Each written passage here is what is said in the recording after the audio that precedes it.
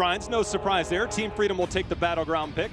Go to their favorite Battlegrounds. These teams having their available ones, not opting for letting any of the tricky stuff through, as we've seen Tempo Storm ban Sky Temple a lot lately. We know Team Freedom picked that as their first map in a series on Friday, so they won't do that today.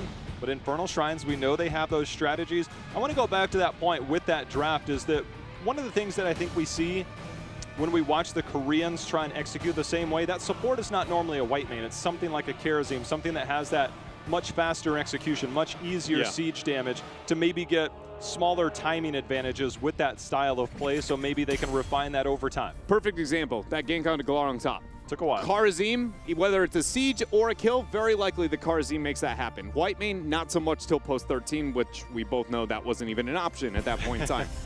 And so, yeah, that is a good point to highlight when it comes to the approach there from Freedom. But I want to bring it back and just say I'm still impressed with what Freedom was able to do. They did something that I've been looking for a long time, to even make Tempo look at a pause button. It just shows that there is still a little bit to be closed up there, at least for Dragonshire. But this is Infernal Shrines. They've got this thing mapped out perfectly. So we'll see what they can make happen here, as Abathur is going to be the ban out from Tempo. Showing to keep some of the crazy picks out of the way. Team Freedom with the second pick after picking the Battleground. They don't want that Maiev in the hands of Fan, so that will be the ban there. Medivh and Abathur banned out by Tempo Storm. Team Freedom, will they opt for another support ban, or will they shift the focus here?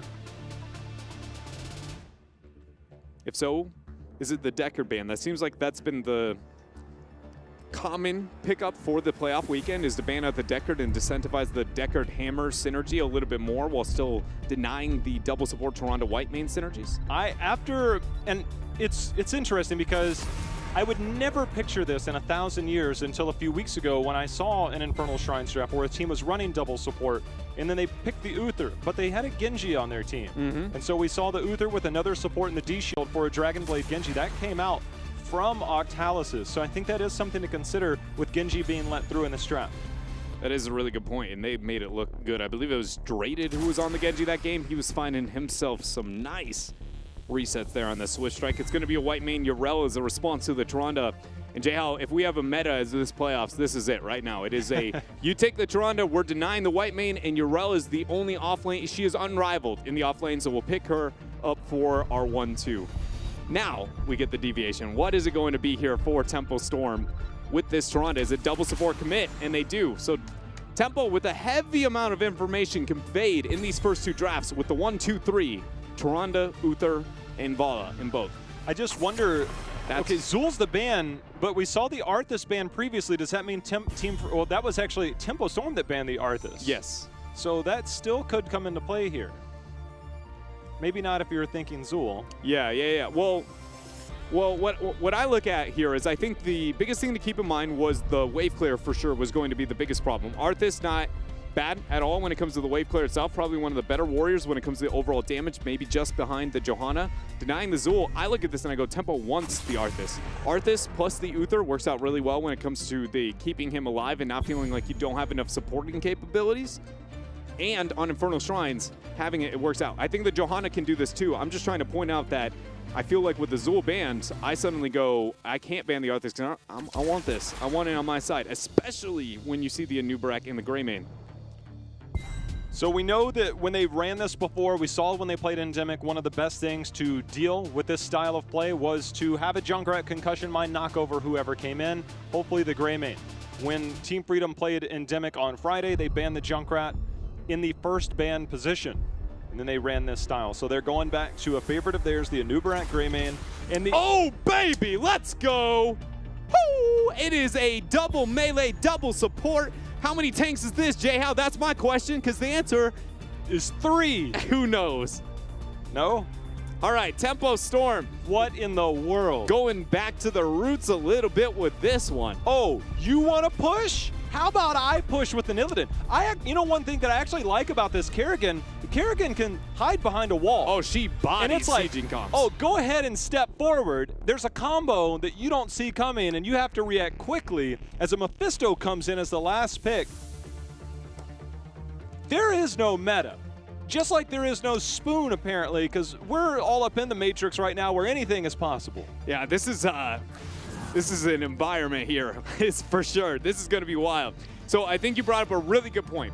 Why the Kerrigan? Good on the shrines itself, Illidan with the offlane pressure, but it is hard to siege into Kerrigan. It's not even the reworked Kerrigan, by the way, no. just so everybody knows. This is just going to be throw it out there, get a boatload of damage onto the Anubarak and the Greymane, and suddenly they're wondering, can we take this front wall? Can we do what our comp is built to be able to do and function?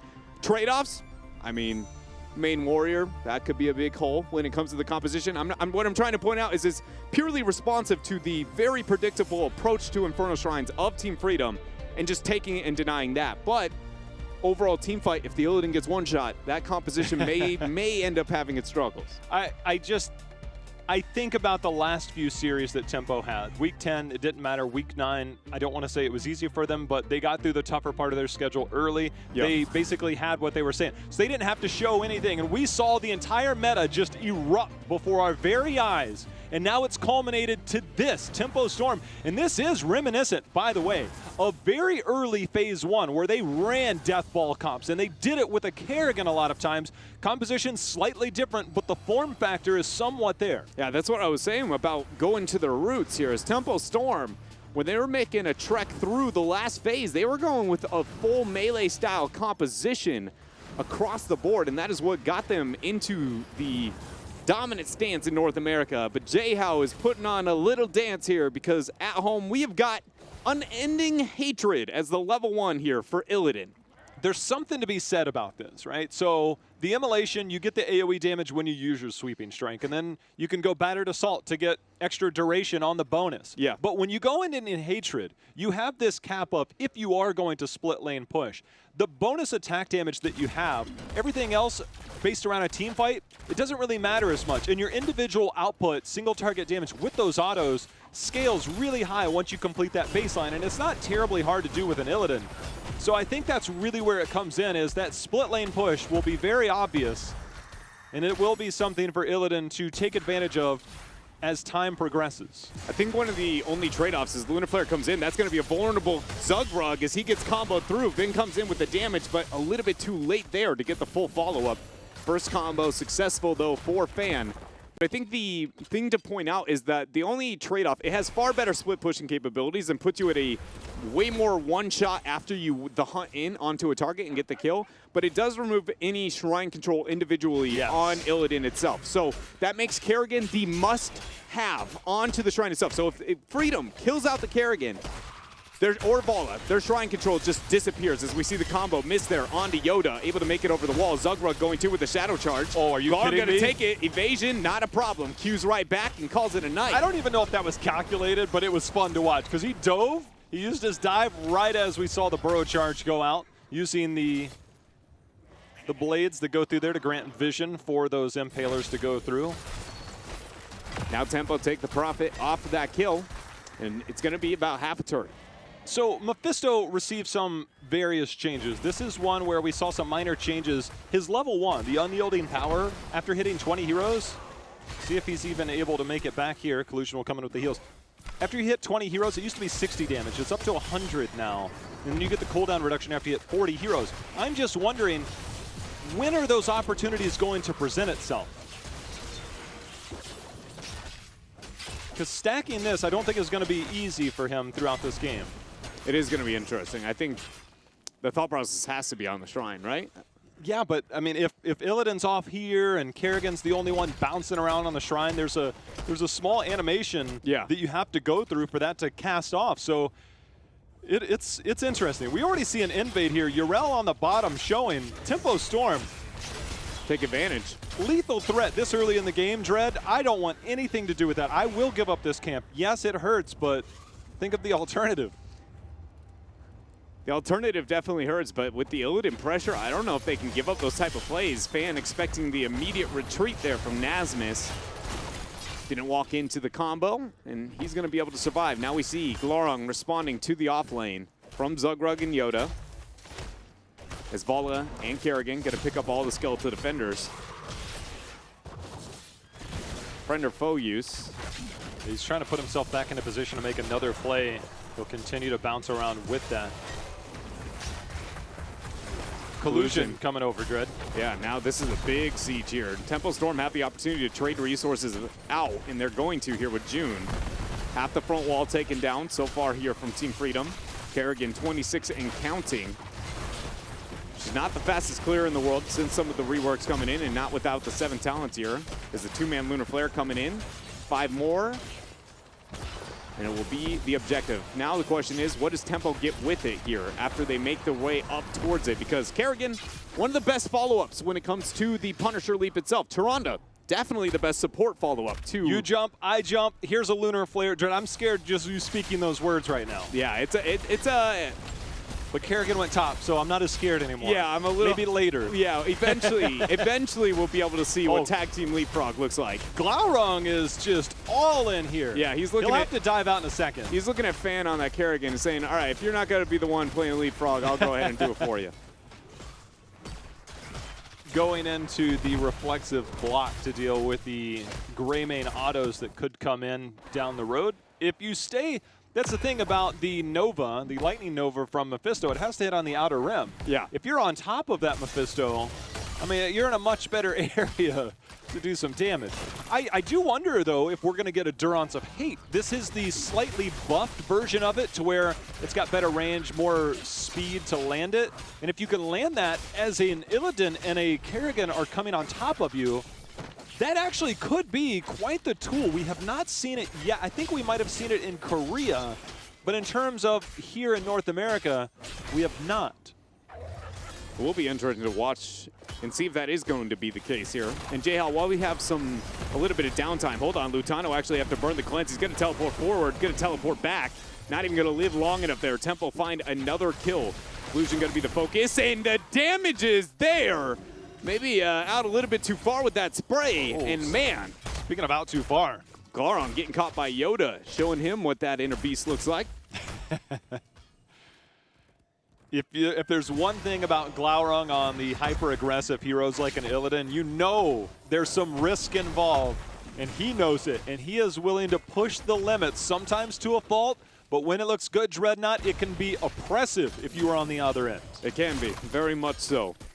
And I think it may as this game goes on, but what I was going to talk about a little bit was just knowing that Tempo Storm had, this is Freedom running exactly, for the most part, what we would expect on this type of battleground, maybe outside of the Mephisto. And with Tempo Storm having their attempted response here, as Nasmus trying to retreat, not going to be able to do so, do you feel Tempo is at the mark of the game that they would like to be, considering this competition? Are they ahead? Are they behind? I would say they're where they expected to be, given Team Freedom's play, given that they knew that they were going to split push, but they got the first Punisher. But I think this is where their spike comes in, using the Hunt.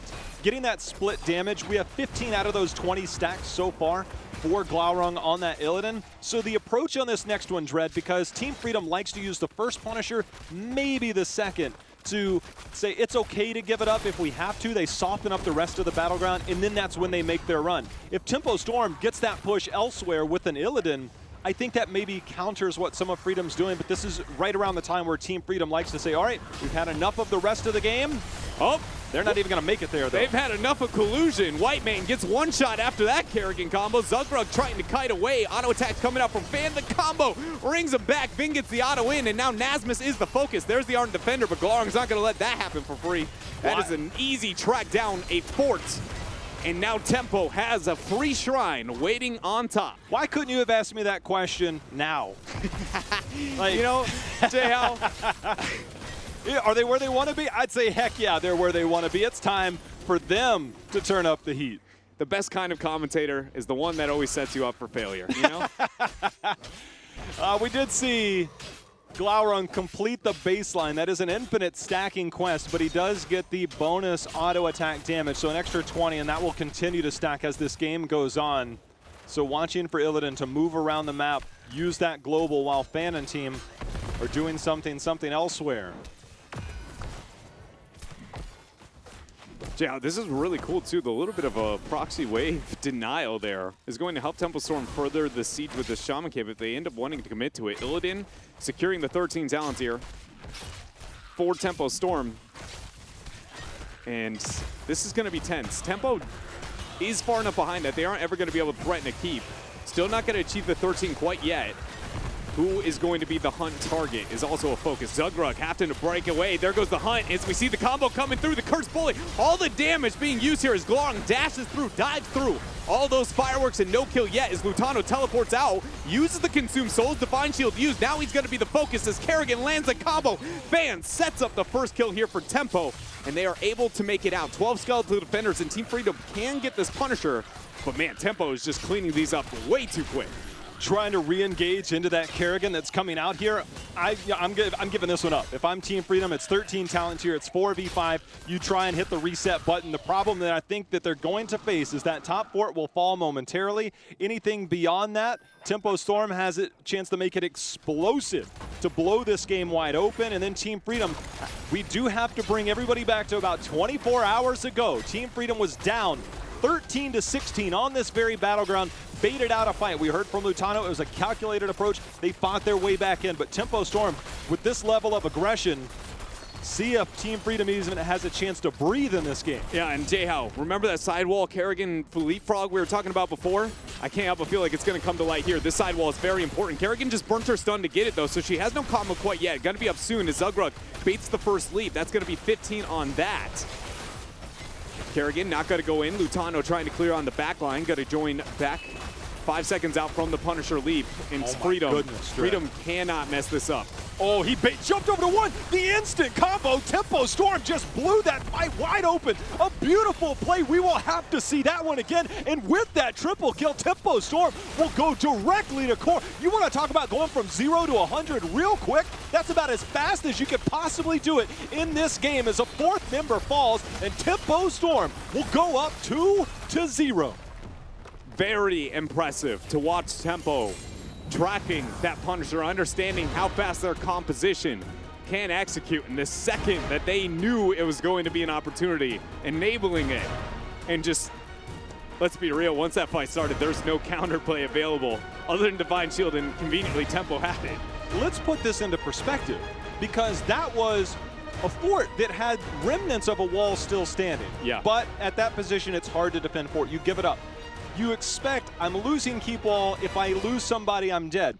But the keep was already down before they even got it. But the way that Fan played that, we're actually going to take another look at that again, because he used his Ravage over, and you're thinking, oh, he's onto the Anubarak. But the bottom right side of your screen is where it's at, Dread. The most important thing to note is that at 10:05 in-game is when the Punisher leap is available at this state, after the first leap coming through. So watch Tempo wait until they can move up, get the vision, go for the combo, and 10:05's here, boys. There's the leap. That was so well done there by Fan. Technically, I guess I was wrong. It was 10:04, but they were very much keeping track of that. And then Fan wasted no time at all. Dread, the internal clock is always there, and sometimes in those high-pressure moments, one slip-up, one minor adjustment there, it's a 15-second jump. It jumps. If they're in position, it's another 15 seconds. It's a jump again. You have to be aware of that. You always call it out. I think that's a very good point right there, that I'm expecting, okay, keep wall, threat, maybe you hold. But then I'm thinking, okay, keeps looking bad, and then, oh my goodness. Tempo Storm showing why they are the second seed here in North America, only really struggling quite consistently against a team known as Heroes Hearth Esports, which, you know, I don't think that's too shabby with how dominant they have been here. I'm still, I think it's very important to talk about what you just talked about. Not only was Freedom able to recover in just that one game yesterday, they were at the breaking point of the entirety of the series. So it is not fair to look at going into game 3. Well, you know, Tempo got the first 2 games pretty handedly here, Jayhow. Octalis is smashed in the first 2 games, and Freedom still was able to turn it around. So it's going to be very, very interesting here going forward. But so far, Tempo looks impressive. Team Freedom, do they have the magic to do it 2 days in a row, or will Tempo Storm be punching their ticket to BlizzCon? We're going to a break. We'll find out when we come back.